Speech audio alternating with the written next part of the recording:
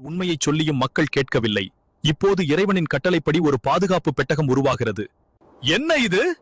கடலே இல்லாத இடத்தில் பெரிய கப்பல். கடலே இல்லாத இடத்தில் கப்பல் எதற்கென்று மக்கள் கேலி செய்கிறார்கள். ஆனால் நூஹ் அவர்கள் அமைதியாக தன் வேலையை தொடர்கிறார்கள். எதையும் பொருட்படுத்தாமல் இறைவனின் கட்டளையை நிறைவேற்றுகிறார். வானம் திடீரென இருண்டு விட்டது. இதுவரை கண்டிராத அளவுக்கு பெருமழை பெய்கிறது.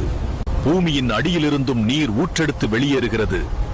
இது ஒரு பெரிய வெள்ளமாக மாறி இந்த உலகத்தை மூழ்கடிக்கப் போகிறது.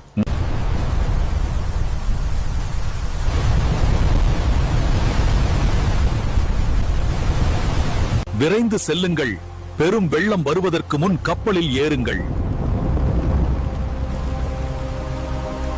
இறைவனின் கட்டளைப்படி உயிரினங்கள் அனைத்தும் பாதுகாப்பாக கப்பலுக்குள் நுழைகின்றன.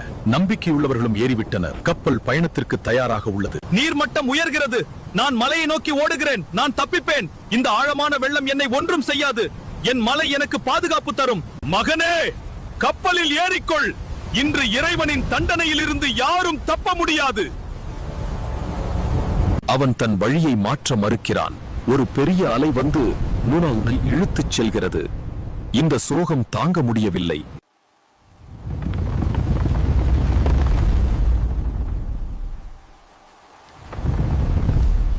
மழை நிற்கிறது.